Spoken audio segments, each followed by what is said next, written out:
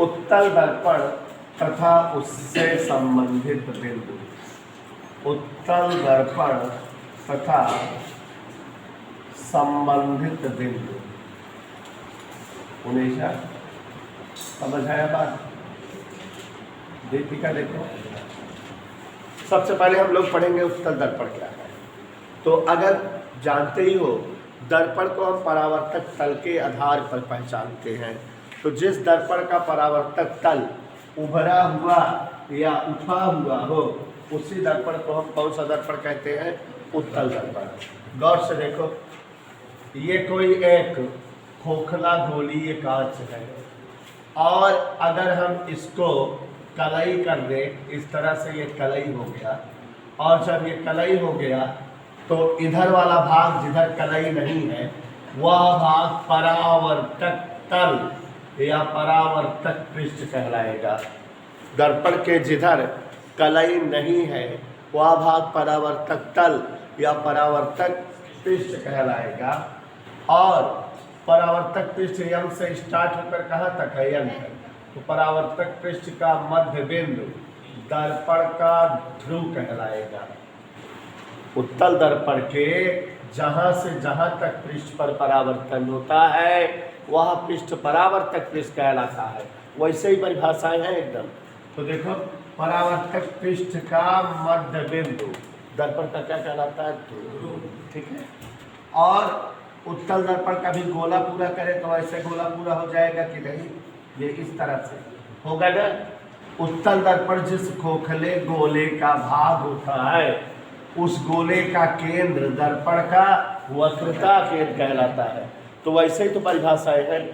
और ध्रुव और वक्रता केंद्र को मिलाने वाली रेखा ये इस तरह से मुख्य अक्ष कहलाती है। क्या कहलाती है बच्चों? ये हमारा जो है वक्रता केंद्र है। समझ में आ रहा है बेटा? अब उत्तल दर्पण में मुख्य अक्ष के समांतर किरणें दर्पण पर आपतित हो, मुख्य अक्ष के समांतर, तो दर्पण परावर्तन कर देगा इन किरणों का ऐसे। लेकिन इन किरणों को पीछे बढ़ाए तो यह मुख्य अक्ष के किसी बिंदु पर मिलती प्रतीत होगी। लग रहा है किस पर मिल रही है, और जिस बिंदु पर मिलती प्रतीत होती है उस बिंदु को दर्पण का फोकस बिंदु कहते हैं। तो सुस्मित कहने पर एक बार और बता दे रहे थे, क्या ध्यान से सुनो। वह दर्पण जिसका परावर्तक तल उभरा हुआ या उठा हुआ हो उसे ही कौन सा दर्पण कहते हैं? उत्तल दर्पण। जिस दर्पण का परावर्तक तल उभरा हुआ या उठा हुआ हो वही दर्पण क्या कहलाता है? उत्तल दर्पण। और परावर्तक तल का मध्य बिंदु क्या कहलाता है? दर्पण का ध्रुव, पोल अंग्रेजी में। और बच्चों, यह दर्पण जिस खोखले गोले का भाग होता है उसका केंद्र दर्पण का वक्ता केंद्र। अब वक्ता केंद्र और ध्रुव को मिलाने वाली रेखा मुख्य अक्ष कहलाती है। बात समझ में आ रही है?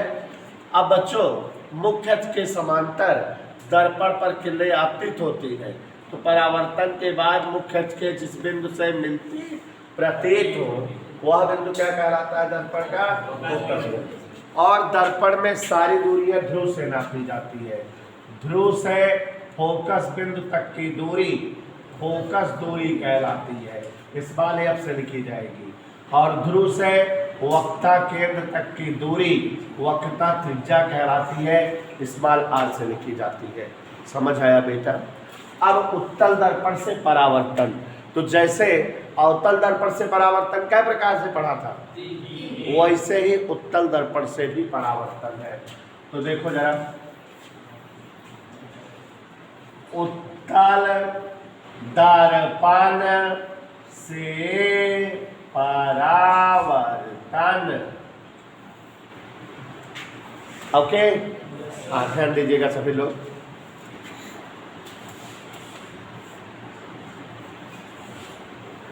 बच्चों ये क्या है? गोलीय कांच है, यम एन। अब ये यमन क्या हो गया? परावर्तक तल। इसका मध्य बिंदु क्या हो गया? ध्रुव। और ये क्या बना दिए हैं देख के बताओ?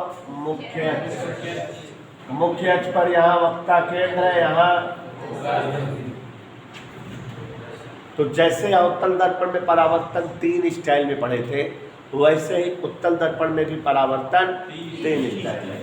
पहली स्टाइल, मुख्य अक्ष के समांतर आपतित किरणें दर्पण से परावर्तन के बाद ऐसे तो जाएंगे।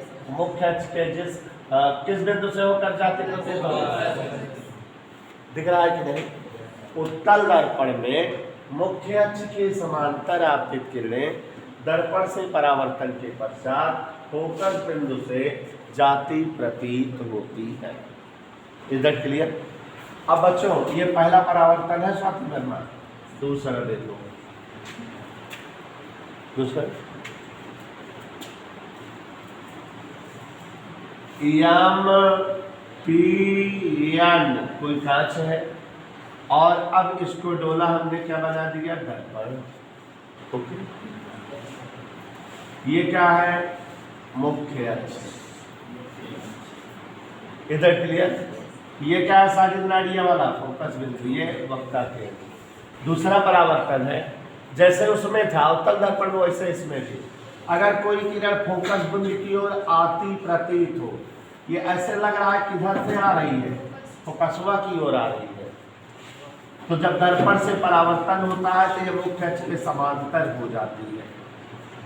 अवतल की कहानी है कि नहीं? और बीज घटनाएं यार उल्टा क्यों एक दूसरे के उल्टा है नहीं? तो दिक्कत देखो, फोकस बिंदु की ओर आती प्रतीत होती किरणें मुख्य अक्ष के समांतर हो जाती हैं दर्पण से परावर्तन के बाद। ठीक है ना? मेरी दीपिका बहुत अच्छी बच्ची है, समझ में आ गया इसको। क्लियर? कह दो हाथ। क्लियर? तो नक्षत्र यहाँ जान दो, ये क्या है? वो सुनकर उत्तल दर्पण या पीएन स्वाति नक्षत्र। और यहाँ पर जो है कड़ाई कहते दर्पणवा बना दिए। और ये क्या है? अरे मुरी भाई, यहाँ सेम वैसे ही लंत्रानी है ना। उत्तल दर्पण में वक्रता केंद्र की ओर आती प्रतीत होती किरणें देखो किधर आ रही है?